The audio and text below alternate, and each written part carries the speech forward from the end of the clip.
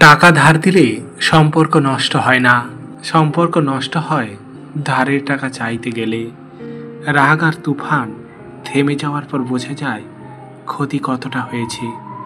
টাকা জীবনের খুব মূল্যবান একটা জিনিস, যেটা থাকলে সবাই পরিচয় দেয়, আর না থাকলে আপনজনগুলোই মুখ ফুরিয়ে নেয়। মা কোনো ডিগ্রি ছাড়াই পৃথিবীর সেরা ডাক্তার। কাকে বিশ্বাস করব বলো? কিছু মানুষ তো চোখ মুছতে মুছতেও মিথ্যা কথা বলে। সময় চোখে দেখা যায় না, কিন্তু সময় অনেক কিছু শিখিয়ে দেয় আমাদের। দুঃখ আমাকে ভালোবাসে, তাই তো বারবার আমার কাছেই ফিরে আসে।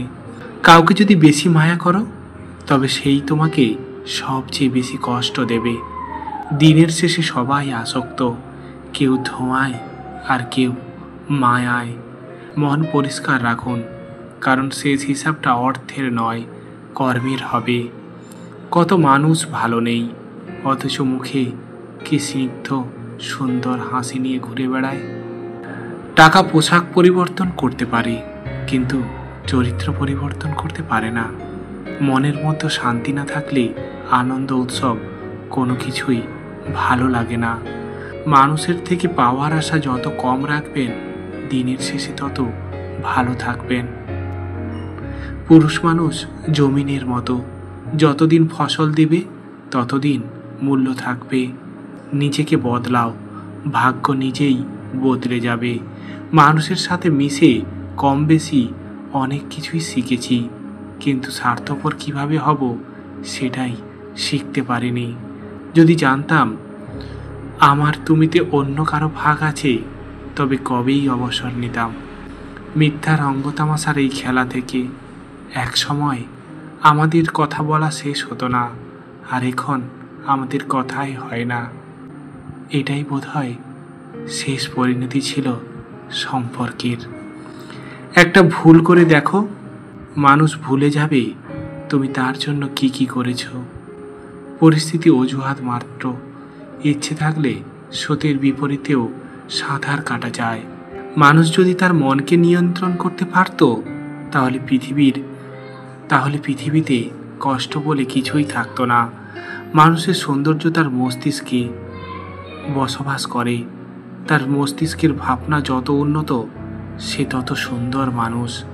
মানুষের জীবনে সব কিছু থাকলেও থাকে না মানসিক শান্তি। অবহেলিত হতেই হবে যদি তুমি অতিরিক্ত ভালোবাসা প্রকাশ করো। অন্ধের দেশে আয়না বিক্রি করা আর বিশ্বাসঘাতককে বিশ্বাস করা একই ব্যাপার। গরিব মানুষকে অবহেলা করবেন না, কারণ ধনী হতে অনেক সময়ের প্রয়োজন হয়, কিন্তু গরিব হতে বেশি প্রয়োজন হয় না। ছোট্ট এই জীবনে কত কিছুই না ঘটে। একই আকাশের নিচে কেউ হাসে, কেউ কাঁদে। মানসিক চাপ এক বিষাক্ত আগুন, যা ভেতরে ভেতরে পুড়িয়ে দেয় জীবন। অদৃশ্য শেকলের মতো ধীরে ধীরে ধরে ফেলে মন আর স্বপ্নের সব পথ। মানুষ যদি রাগের ভাষা বুঝত, তাহলে কোনো সম্পর্কই নষ্ট হতো না।